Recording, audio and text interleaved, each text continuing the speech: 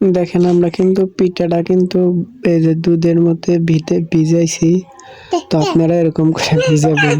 আমি আপনাদের আজকে নতুন একটা পিঠা বানান শেখাবো, তার জন্য আজকে আমি দেখেন সুজি কিনে আনছি, এই যে 10 টাকার একটা গরুর গুঁড়া দুধ কিনে আনছি, চিনি আছে, এখানে কিন্তু পিওর ময়দা। তো এইগুলো দিয়ে সাথে কিন্তু এই দেখেন ডিম আছে। তো এগুলো দিয়ে আমরা আজকে একটা মজাদার পিঠা বানাবো। এই পিঠাটা দেখেন এই যে এখানে কিন্তু আমরা ঢেলে নিছি। তো ঢেলে নেওয়ার পরে আরো কি কি করব আপনাদেরকে দেখাবো। এগুলো নেওয়ার পরে কিন্তু আমি এখন হালকা দুধ ঢেলে নিলাম।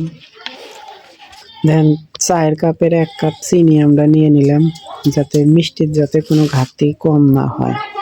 হালকা পানি দিলাম, তারপরে এখন আমরা মেখে নেব ভালো করে।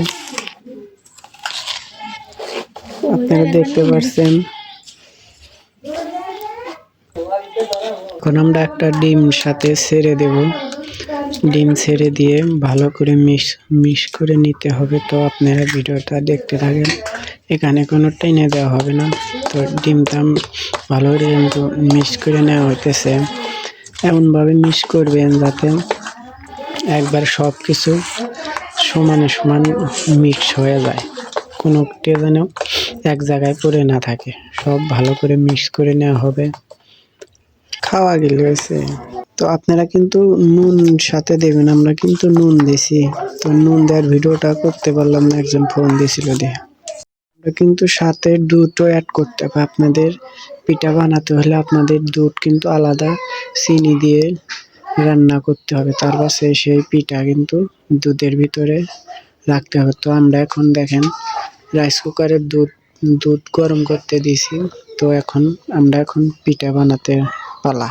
বানাতে কিন্তু আপনাদের একটা বাটি লাগবে। তো এই বাটিটা কিন্তু আমরা নিয়ে বাটির ভিতরে ঢালতেছি। তো বাটির ভিতর ডাইলে আমরা কিন্তু ওই দেখেন পানি গরম করতে দিছি। তো তার উপরে কিন্তু আমাদের মূলত ভাপে এই পিঠাটা তৈরি হবে। তো এটা দিয়ে আমরা কিন্তু এই যে ঢাকনা দেখতেছেন, এই ঢাকনা দিয়ে কিন্তু আমরা ঢেকে দেব। ভালো করে সেদ্ধ করলে দেখবেন যে কেকের মতন হয়ে যাবে। তো এই তেল না দিলে কিন্তু আইটটা ধরবে, তো সেই জন্য আমরা তেল দিলাম। তো তেল দেওয়ার পরে এখন দেখেন ফের আর একটা বাটি ঢেলে নিতেছি।